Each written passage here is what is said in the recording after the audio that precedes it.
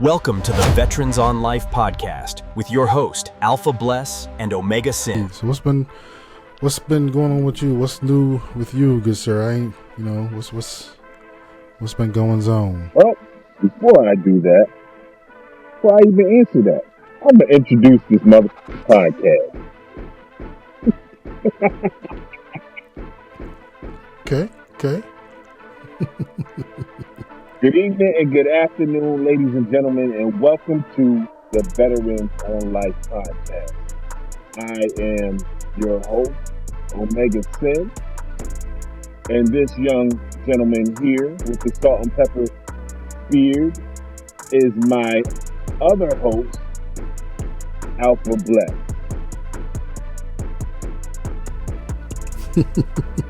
Hello. Now, to answer your question, good sir.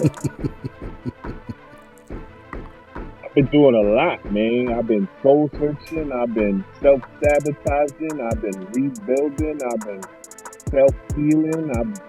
All kinds of things. But most importantly, my children's book is written and illustrated. Just needs a publisher. And fingers crossed, it'll be released on my birthday. Okay. I was hoping you would get to that because every time I see it pop up on the socials, I try to pump it back out there. With Big Head and Boogie. Every time I see it pop up, I try to pump it back out there for everybody to see. Right. So anybody that see it from my socials, if you see, Big Head and Boogie, anytime you see that, go grab that. And even if you don't want to grab it, even if you don't, put it on your socials for somebody else to see, because if it ain't for you, it'll be for somebody else. And just support. Yes, sir. And it's written in multiple languages. Oh. Yep. Okay. So I wrote it in Spanish, French, Chinese, Mandarin Chinese, and English. Okay. And no, I am not a scholar. AI is a wonderful.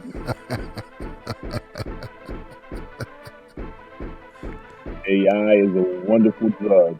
If I knew French, Spanish, and Mandarin Chinese, we would be sitting somewhere really nice shooting this podcast. In the same exact space. I would just fly to him to shoot the podcast if I spoke all four languages.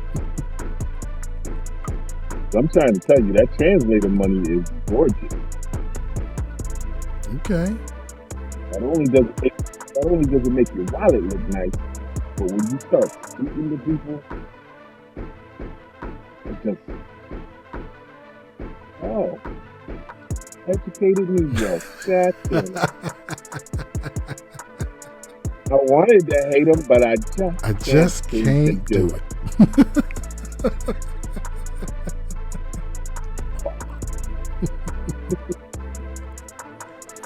Okay. Oh man. Well, feels good to see you even through the sun, and it feels good to hear your voice and hear your laughs, because like I said, it's been it's been, I won't say weird, but it's been one of those we'll say interesting months that I think that was needed, because like I said, you were going through what you were going through. From my side of the fence, it was just more of trying to through work,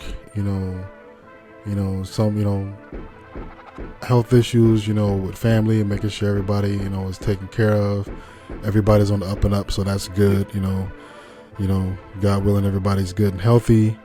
Some personal family issues, with me in mind, making sure that's getting squared away. So that's, handling itself. It's going to be a self-licking lollipop, so that's going to shape out how it's going to shape out. And just making sure that I'm doing what I got to do and move forward, So everything's looking good. Everything's So good, in fact, that I planned another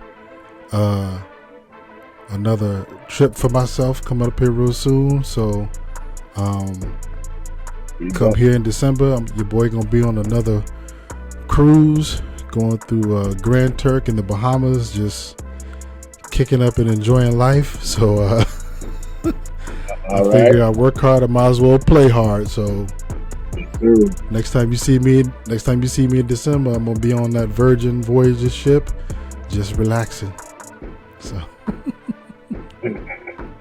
sitting on the deck, relaxing, and cooling. Oh, yes, sir. I'm gonna get you on one of them. We got one coming up in December. February. I'm probably spilling the beans, and Michael Suarez, my travel agent, is probably gonna get mad at me if he see this. But there's a proposed another cruise coming up with Irreverent Warriors coming up in February of 2028 on Virgin Voyages. So I'm gonna get you on that one. So you be ready. So 2028. I'm on it. Yep. So I'm gonna get you on that one. And any other veteran and families of veterans, you don't necessarily have to be a veteran to go on these cruises, but it's a good time. So you'll hear more about it as more information comes out. So come have a good time. Hey, Mr. Suarez, email. And you don't do just those cruises. So I'll talk to him, and if he's okay with me, plugging him on here, I'll get permission, and because he does all kinds of trips, train trips, road trips, hiking trips, cabins, like you name it, this man does it all. Like, I only use him, and I've never had a bad deal with this dude. Like, good deals all around. So I'll give him a call, and so yeah. All right, bet. And that sounds like a sponsorship to me, man, Mr. Suarez. It sounds like. So, give us our own special link, and people start clicking away. We start making money. We start getting free trips. It's a win-win. I like the sound of that. I like free 99. I like free 99. Free 99 is good. But let's get into today's episode. Let's get into this episode. What do we chit-chat about? All right, so this one, and I had to put the notes because, like I said, it's been a minute, and I was like, oh man, I forgot what I sent them, but I found them. Mm-hmm. So we're talking about mainly, like, I like to call it kind of like military holdovers, like things that you carry with you in your everyday life from the military that you either still carry with you that you enjoy, or that you kind of wish you didn't kind of carry over, situations that you still deal with from the military that are good, that are bad, like, and how do you like deal with those kind of carryovers? Like, okay, so for example, like for you, like what are some of like the habits that you have that carry over from the military that still serve you good in your civilian life? Like, what are some of the habits that you have? If I'm totally being honest, none of them habits serve me well in the civilian world. Because it ain't the same planet. It's a totally different planet. Keeping your head on a swivel make you seem like you just being nosy. Always being alert to your surroundings makes it seem like you're not paying attention and you can't stay in the moment. For me, it feels great. But to people around me, it's like, what the fuck are you doing? Okay. So it's a double-edged sword with all that stuff. But the one thing I definitely feel like has benefited me the most is me being able to maintain my composure in stressful situations. Okay. Now, I may have broken a couple of times, but for the most part, 98.65% of the time, I'm about cool as the coolest cucumber in the freezer. I'm saying, I'm unfazed by most shit because I've seen it, been there, done that. So the military kind of ingrained that in me. It was already there, but they just made sure, yeah, we don't need this extra in your brain. We're going to etch this into your soul. You don't need to break when it gets stressful or the tension gets too high. You're supposed to be the problem solver. You be the catalyst. Got you. Okay, I can see that, and I can see how that, like the being on edge and like sitting at a certain spot in a restaurant, like, you know, not having your back to the door, like always like sizing people up when you walk into a room, like knowing where the exit is at all times, like knowing the routes, being like aware when somebody's coming near you, like walking up on you like from behind and stuff like that. And I can see how for you and for anybody that's with you, that's a good thing. But I could see, and it makes sense how like anybody that's not used to that and looking at you from the outside, that would seem kind of like, what's wrong with this dude? Like, why he always like eyes darting around, like head looking left and right? So I can see how that would look from, you know, the civilian side. So yeah, that makes sense.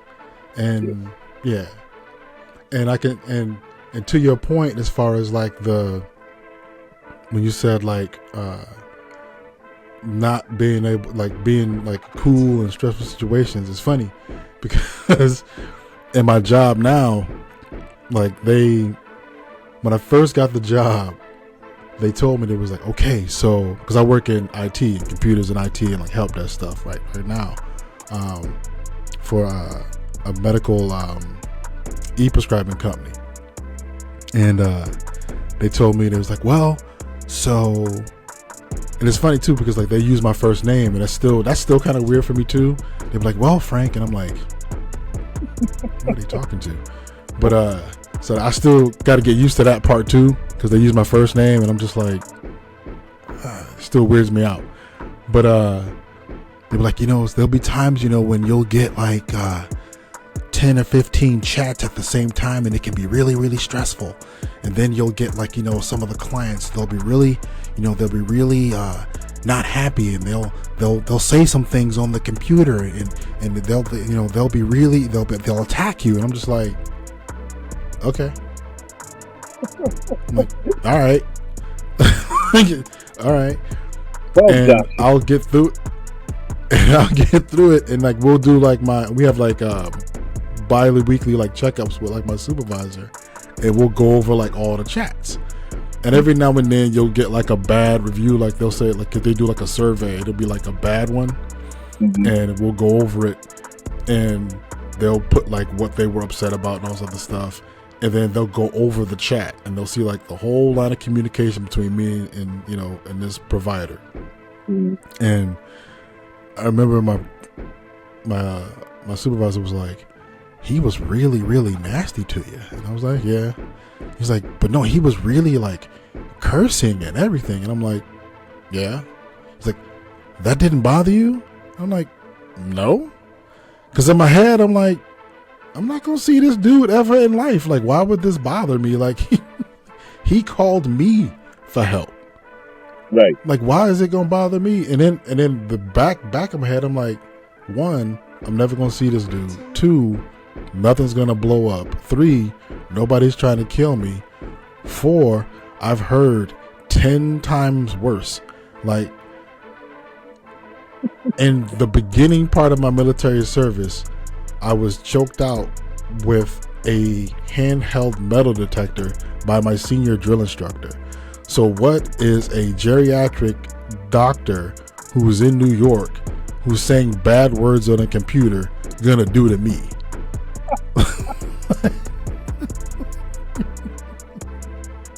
So, nothing. So, I mean, I've been blown up, 8, 9 times? I forget. Don't blame me. Blame the PTSD. So, me sitting at a computer dealing with 7, 8, 9, 10 chats at the same time, That's not stressful. That's work. That's good. You know. But Crazy. one of the best habits I would say that I have from the military, for me is actually, to your point too, is it's a dual-edged sword, is punctuality. I love the fact that I'm punctual for everything, but I also hate the fact that I'm overly punctual to the point to where I'll be extra early for damn near everything. Because I got this paranoid fear of like being late to shit now. Like if I'm on time, I feel like I'm late. Like if I'm there when I'm supposed to be, like if I'm like at a meeting at the time I'm supposed to be at the meeting, I feel like I'm late. Like I'm like, oh shit, I'm here right when I'm supposed to be. Like, and it bothers me, and I actually get like anxiety. Like if I'm running late, in my head it's like the end of the world. So that's kind of like a dual-edged sword for me with like the punctuality. Like I gotta be on time, and on time for me is like 15 minutes prior to 15 minutes prior. So that for me is like the bad thing. See, with me, and the good thing. With me and that punctuality thing, it's a need to event basis. It depends on the event and where it is I'm actually going. If I'm going to something where I know it's going to be crowded and it's going to be a little extra bit of time to get in, I might step out a little 15, 20 minutes earlier so I can get there and not be at the third parking lot 12 blocks down the street waiting to get inside. But if it's just some old regular, like, they having a party, nah, I'm not going to be there. I don't want to be at your party on time. Unless I know there's going to be people there that I don't like, then I get there before the party starts. And when the first 10 motherfuckers come in the door, that's when I leave. Like, I'm going, it depends on my social battery too. Like if my social battery start pinging off a 0, I'm out, and you won't even see me leave. Nope. Like I'll be talking to you. Next thing you know, you turn around and grab your drink at the bar, and I'm gone. Oh, that was the Black Dracula.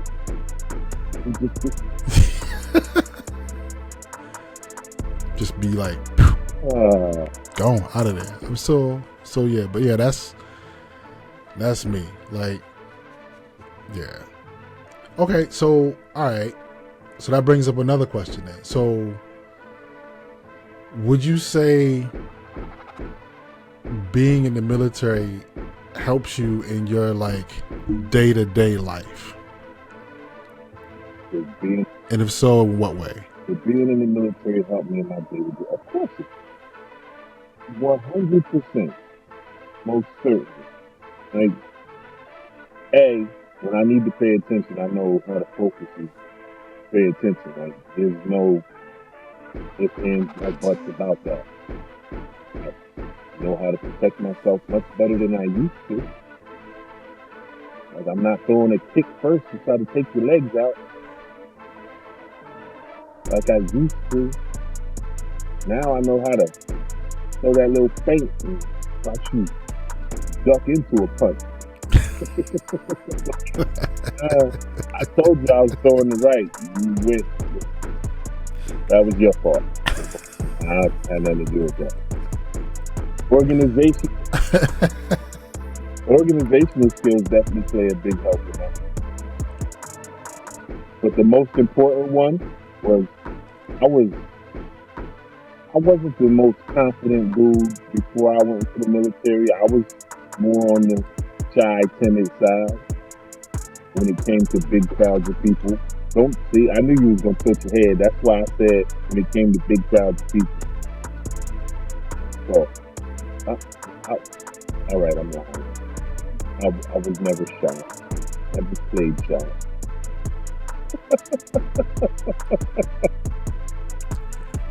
I was the quiet. If you was, you hid it real good. That's right, see? Master.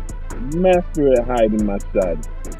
Nah, I wasn't shy, but I wasn't one of the people that was. I wasn't the most talkative and outgoing when everybody was out. I was more the bodyguard. I was more the protector. That's true. That's true. But after I went to the military, my confidence kind of skyrocketed just a little bit. Because it was easier for me to move in a room because I knew how to move in any kind of situation, no matter who was in the room or who I was talking to. It helped me to, what's the word I'm looking for? Not even a word, but it helped me to understand how to move in a crowd of guppies, eels, sharks, snakes, crabs, dolphins, whatever it was in the water. I knew how to deal with it, and if I didn't know how to deal with it, I knew how to bullshit my way through it. So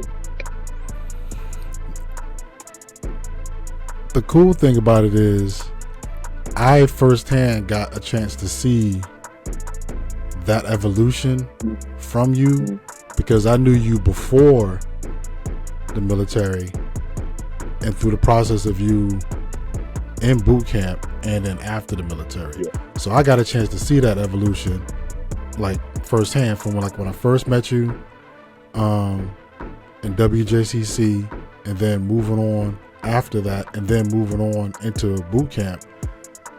And then we both became squad leaders. Yeah. I saw that, like, especially when it came to you in 4th Squad, I saw, you know, how you, like, navigated, like, all of that. And then when we moved from there to MTC, it almost came like, it was like, that was like the full blossom of, like, everything. Yeah. Like, the style and the swagger that you had prior to the military and then the discipline and the leadership from boot camp all came together in MTC, and that was when it was on like full display there, and I had like a front row seat to see it all because that was the first time we were separated. Yep. In MTC. You had your platoon and I had my platoon. Yep. So I literally got the chance to like sit back and just like watch it. And it was, yeah. So I saw that firsthand. So, yeah. I didn't totally lie.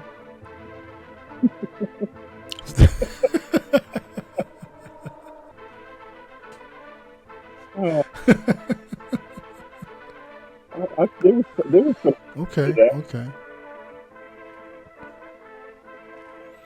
No, that was total truth. So I think for me,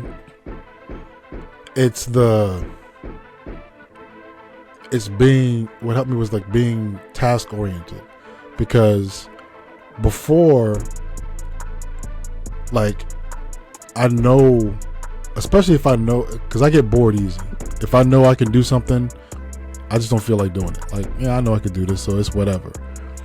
But going through and being in the military, especially for the length of time that I was in the military, it helped me be very like task oriented. So, because I knew like, okay, if I do this and I get this job done, then the sooner I get to do whatever it is that I want to do. Yeah.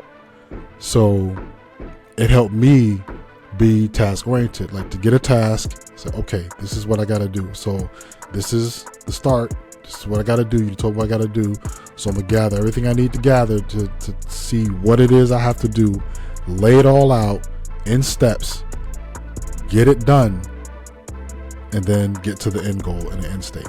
And like just lay it all out and just like get it done. And then when it came time for me to be like in charge, to like delegate and, you know, and supervise for what I had to do to get the task done and get it done. Yeah. So for me, and that helps me now with literally everything from paying bills to taking care of the house to going on a trip to planning a trip to for the work that I do, you know, at my job. Literally just about every aspect of my life, I insert that discipline of being task oriented into everything to get things done. I still procrastinate every now and then, you know, and I still like, because now the problem is I'll make several decisions about several things, and then now the problem is I have to choose which one. Prime example is last night I wanted to cook. So now it was like, well, what do I want to cook? So I literally had 4 different recipes in my head of things I could have cooked, and I'm like, well, now I just got to freaking choose one. And it got so bad, I finally ended up cooking, but the shit wasn't done until like 11 o'clock at night because I took that long to make the decision. So, ladies and gentlemen, he did not get his decisiveness from the military. Nah, that part, no, not so much. Yo, I would hate to have to watch you use a bomb and there's more than 3 wires in that bitch. Well, no. That has no. I did get the following directions part down to a T. Oh, okay. So that part has specific procedures, and that part is good. But when you give me options that are all viable, that's when we run into like, okay, well, all of these will work. I just got to choose one. So now I'm like in my head trying to pick which one is, you know, what I want to do, because I know they're all gonna work. So like dinner last night, I'm like, well, do I want to do chicken Alfredo? Do I want to make beef ramen with noodles? Do I want to make beef stew? Like, what do I want to do? So I'm like, I ended up making the beef ramen, FYI. So well, that would have been the quickest one. Yeah. You wouldn't have ate till 2 in the morning. You made that fettuccine Alfredo.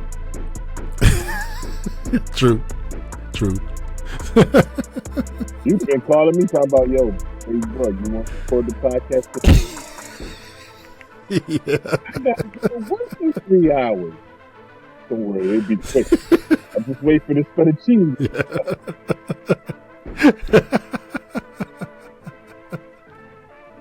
Man. That is wild, but you. All right. I got a question. Yeah. It's okay. The military life. I know we both said we would go back in a heartbeat. We both said we would. Yep. Would you change anything if you went back? Square one. About me, or about the military? About you specifically. Would I change anything about me?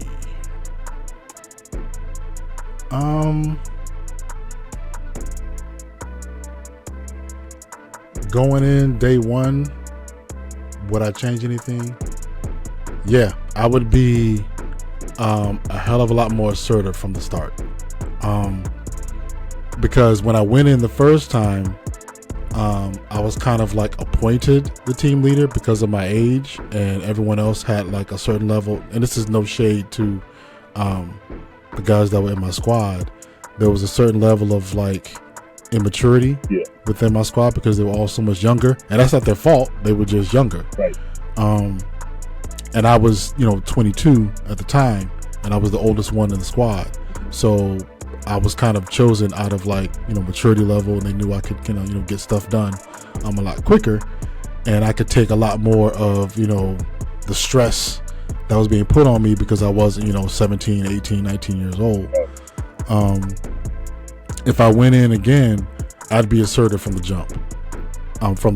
Not to the point of arrogance, right, but just from the point of just like wanting to get stuff done, wanting to get the learning done, wanting to get the task done. Because even with the learning curve of you can't win and you can't do anything right to begin with, it's still the quickest way to completion. So even if we succeed, even when you succeed, you fail. Like, we could have done everything right from day one. We would have still suffered for 5 weeks. Okay. But at least within that time frame, we're refining what we know with those successes, no matter what. Yeah. So if I would have changed anything, I would have been more assertive from the jump. Like I would have just jumped in and just like, no, this is what we got to do. Let's get it done. And been more vocal and been more assertive from the beginning. And would they have hated me? Yeah. Would I have cared? Absolutely not. Not one bit. Not even a little bit. Nope. Not even a little bit. Nope. Not at all. Because I did. Nope. I ain't getting no F's while I was in it. Yep. And it was bad because they wouldn't have seen the benefits of it outright, but towards the end they would have understood and they would have seen it after the fact. So, but I think had I gone in there and not been who I was when I went in, I think it would have been much worse for me, because they would have placated me as soft, and that would have been more of a reason for them to press and push and poke and prod. So I think me going in the way I went in was perfectly fine. Now, would I have changed anything? Yeah, I would have got a no shave shit. Because I hated shaving. Okay. Hated it. It's like I had some kind of issue when I was butt naked shaving.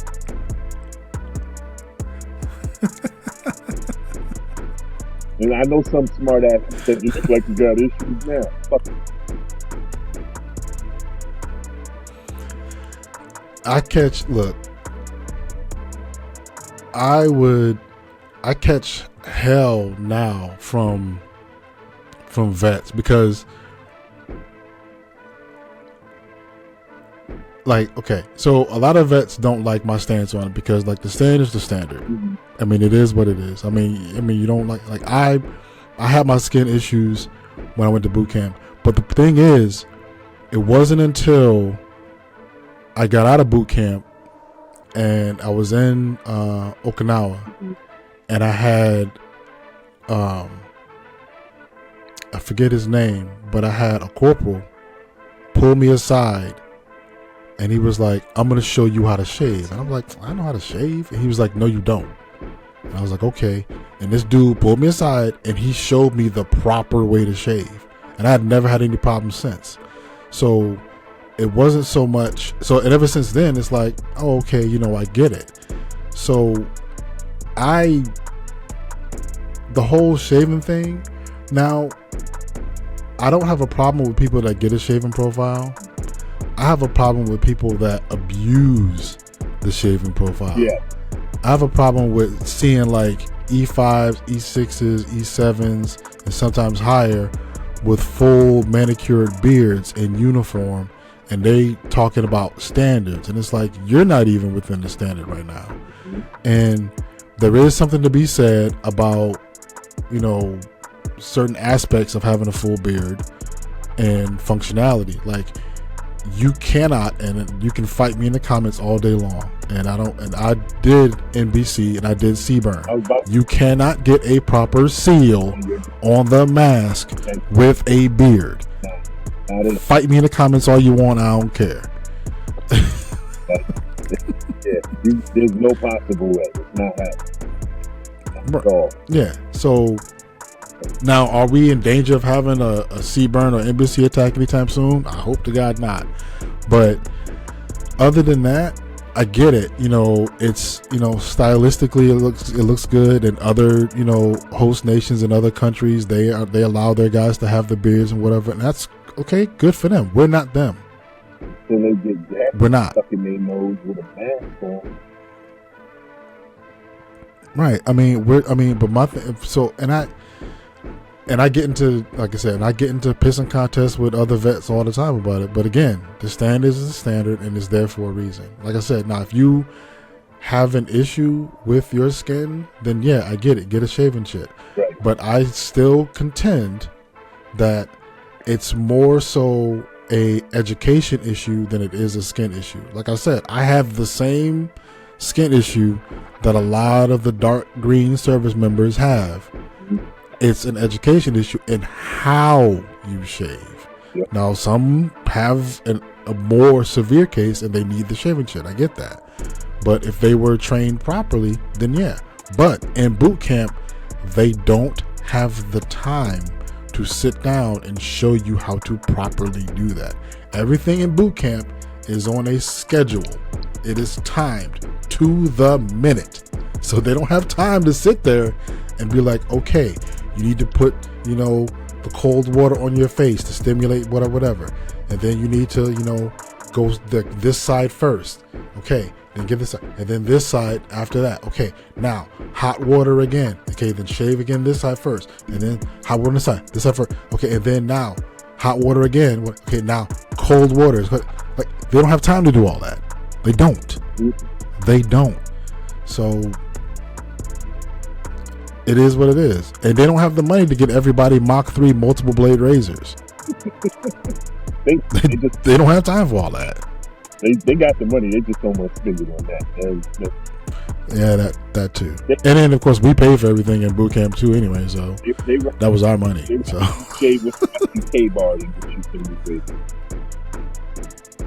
I've had to do that. It's not fun. No, it's not at all. I would cry. It's not fun at all. Yeah, like it wasn't fun. Like in the desert. Oh, it is not fun. Like if somebody was to say, "Hey, if Washington don't make the Super Bowl, you got to shave your face with a rusty K-bar," I would literally cry and say, "No, I'm not making that bet." Not because I'm worried about Washington making the Super Bowl, but because I don't want to be butting the face again, man. I don't want it, man. Never again, man. No. That's where my PTSD comes from, having no hair on my face. Dude, I don't even know what my face looks like without this beard anymore. I do, because somebody always showed me a picture of me being in the military. Like, this is you? No shit. Thanks a lot, obvious one.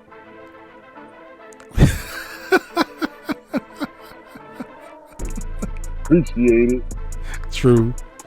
You just traumatized me. Now I gotta drink 2 more of these Long Island.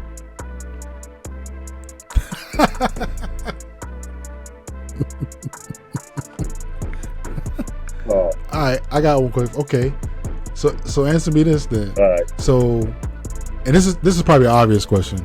So, does you being a vet, if anybody watching this, ask yourself this question too. Does being a vet change how you look at everything, or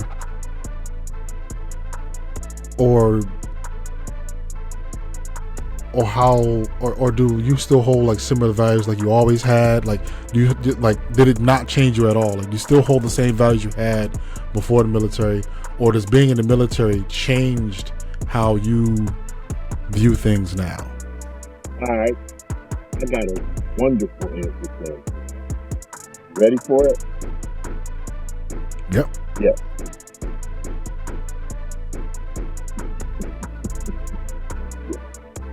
And care to shed some more light on that? Yeah. So, you remember before I went to the military, I would not stand for the national anthem.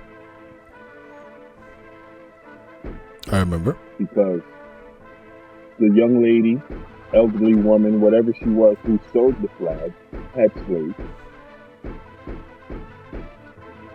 The flag was, the national anthem was written by a plantation owner. And Lift Every Voice and Sing was known as the Black National Anthem, which was not sung behind the national anthem. So if you're not going to sing the Black National Anthem, then I'm not fucking standing for your national anthem, which was supplied by racists and slave owners. Why would I stand for that? That was me before I went in. And after I went in, I gained a new found respect for the flag and the national anthem, because it was deeper than what I was looking at it from through my magnifying glass before that. There was more to it. I should have been using a microscope so I could have sifted through all the murk and muck and got down to, like, this was what represented our people when they went to fight for our country. This was what they said when they left the battlefield after fighting for us to have the rights that we have. Right. So in me taking up that mantle and joining that journey and adding my name to the roster of motherfuckers who fought for their country, yeah, that shed some new light on how I felt about the national anthem and the flag. That was the main thing that changed about me. Yeah. Okay. You weren't expecting that, my word. I remember. No, not really. But no, I like that, and I like that because I remember having this conversation with somebody before, especially with respects to Lift Every Voice and Sing, and it came up because I forget which Super Bowl it was. I don't know if it was this last one or the one before it. And it was during the height of the Black Lives Matter movement when they did when they sung "Lift Every Voice and Sing" after the national anthem. Yeah. And he kept saying, "Well, the Black National Anthem, Black National Anthem," and I remember saying to him, and he got upset with me. And he said, "I says there's no such thing as the Black National Anthem." He goes, "Yes, there is. It's called Lift Every Voice and Sing." I was like, "Okay, culturally, we call it the Black National Anthem. Culturally, we call it that. However, because through legal channels and Congress and all of this stuff, it has not been officially adopted through proper channels to be recognized as the Black National Anthem. Culturally, in our hearts, it's the Black National Anthem, but through all other channels, it is not officially recognized as the Black National Anthem." Now, I remember as a kid at Annie Fisher Elementary School in Hartford, Connecticut, we would sing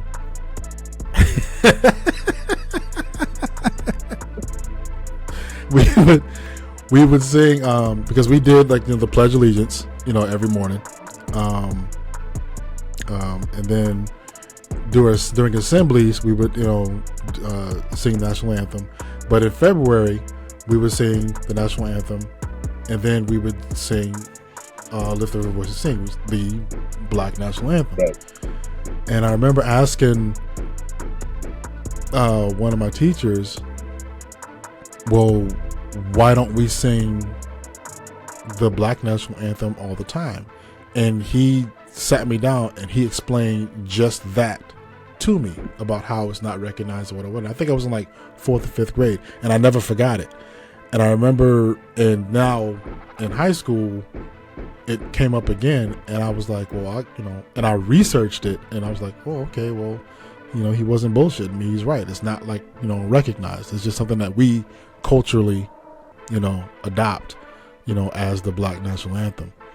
Do I think we just should go ahead and pull the trigger and make it the Black National Anthem? It's not going to hurt anybody to do it, so why not? They haven't. Nobody's pressed to do that. No one's pressed it, because I think the reason they haven't done it is because it hasn't been, because it's so universally adopted by the culture. Right. I think that's why no one's really pressed it to make it official, because no one's really pressed on it, because it's universally in our heads. It's the Black National Anthem. No one's questioned it, which is fine. But I think for me, for my part, the one it definitely, being a vet definitely did change my outlook, mainly because from my side, having actually gone in combat, it's given me a perspective that going to a different place and seeing those civilians that are in that country that are non-combatants, and then you show up and they have a different perspective literally on everything. Like, I remember specifically a couple of things, actually. Some of it's pretty funny, and a lot of people think this is a myth, and they think it's like oh, that's not real, that's just like you guys just saying that. I was there when this happened. Like, when people say it, it's like, oh, that's just an urban legend. There were times where, like, we were there, they literally did think that in order to become a United States Marine, you had to eat a member of your family. So when you remember, like, when we would eat our MREs, instead of like opening up a new spoon, we would just put the spoon in, in our vest, right? And you sometimes forget that you have the spoon there, so you open up another spoon, so you have another spoon. So you mess around for a few days, you got like 4 or 5 spoons on your vest. So these people see you walking up and you got like 4 or 5 spoons. They think you like really wanted to be a freaking Marine because you got like 4 or 5 spoons sitting on, your vest. Like, oh, this dude's a killer. Like, what? Like, they really thought that. Like, they fed them that propaganda, and they thought that. So that was they really thought that. The other thing was, I was a smoker at the time, and I had a lighter. So I, was sitting up there. We had our triple strand concertina razor wire, separating us from them. And I pulled out a cigarette, and I pulled out a lighter, and I lit it. Mm-hmm. And like the kids were there, and they just like the eyes just lit up, like, oh, they thought the lighter was like magic. Either that or they were little like pyro. So that could have been, but to them it was like everything we did amazed them.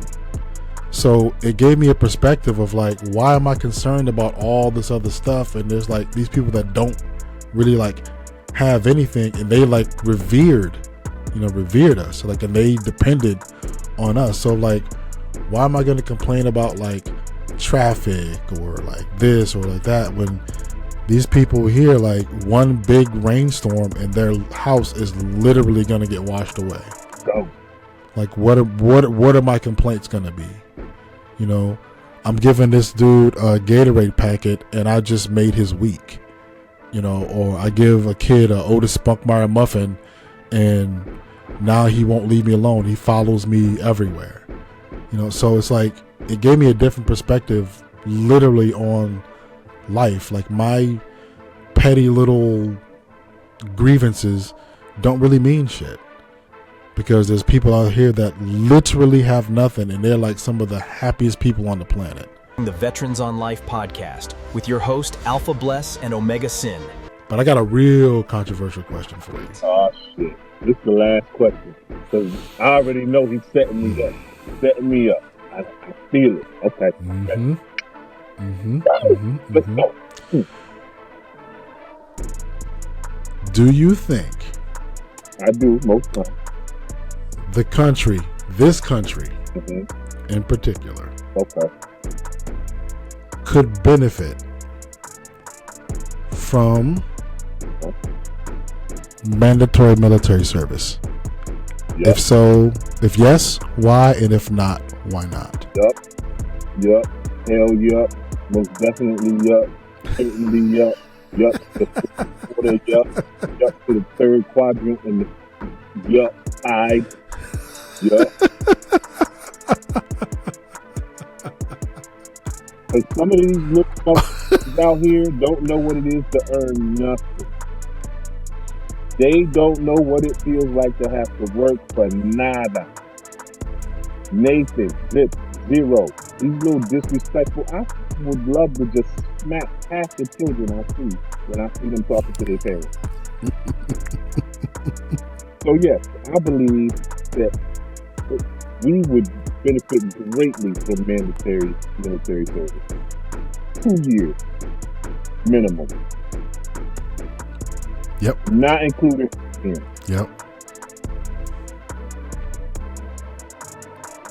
Yep.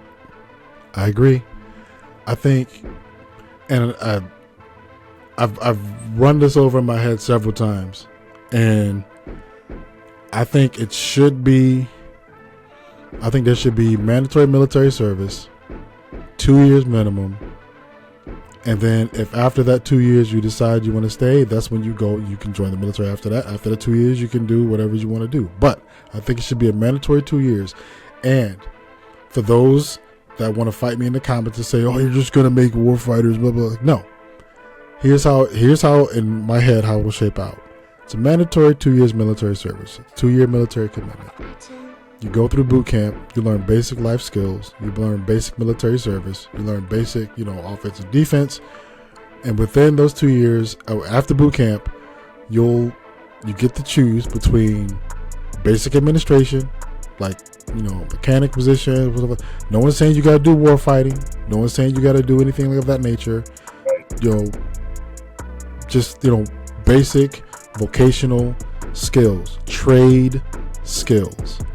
If you choose to volunteer for, a war fighting or infantry or artillery or anything of that nature, that is your purview.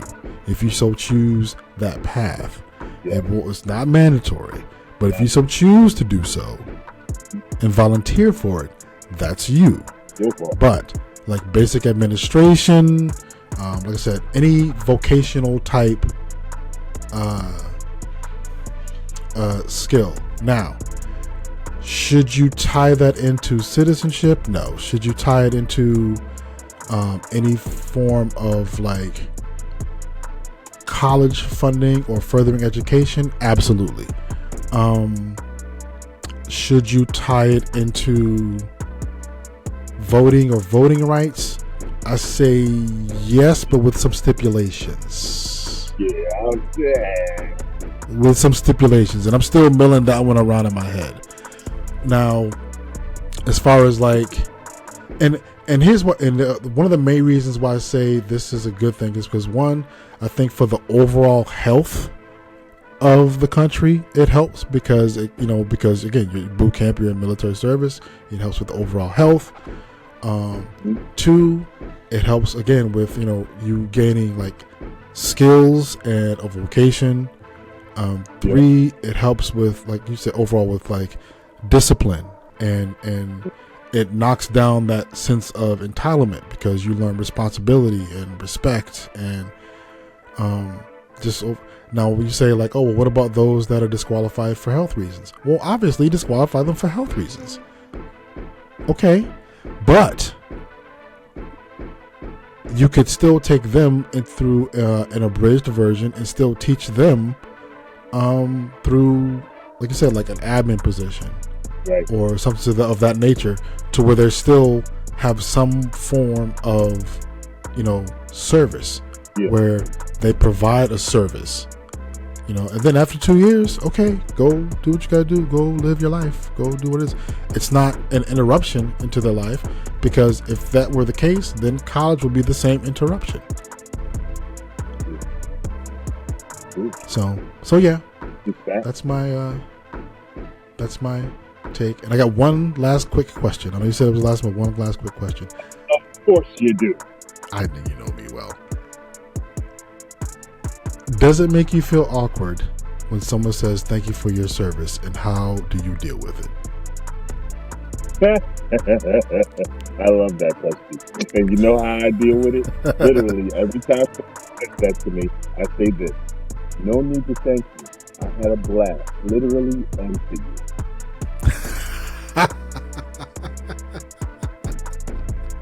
And I get the same response every time. They laugh. You want a drink? Please don't turn down a free drink. Thanks, buddy. A couple of minutes ago, you would think I was trying to fuck your wife and take her first. Now I'm a veteran. You're like, oh my God, I can talk to this black guy, honey. No, you can't. Really. Nah, but people, every time when people hear that I'm a vet, they instantly open up. It's like you know how you gotta pry clams open when you want to you eat them raw. the word veteran is kind of like that pry bar for people. Like they come in all closed off and, oh, black man, no. And then you hit them with the V word and they like, oh shit, what's up, dog?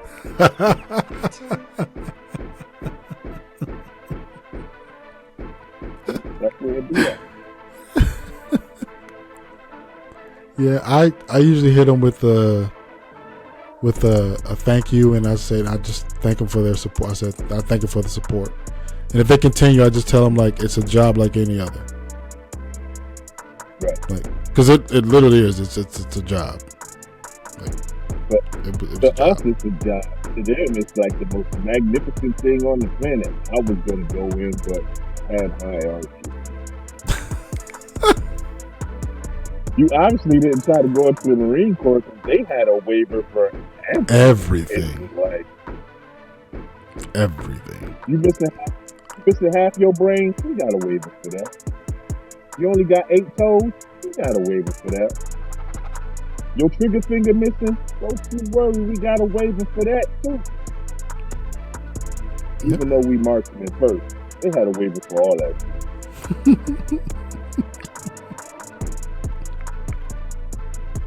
I'm glad you asked that question. I appreciate that question. Well, that's all the questions I got. I'll wait for the comment fights, and I'll fight in the comments later on. Right. I'm Omega Sin, and I approve that question. I'm AlphaBless, and I'll fight everybody in the comments. Let's go. You heard? Y'all be easy. Have a blessed. This has been Veterans on Life, the podcast, and we out of here. Ain't no more to it. We gone. Hey. Thank you for watching the Veterans on Life podcast with your host, AlphaBless and Omega Sin. You are appreciated.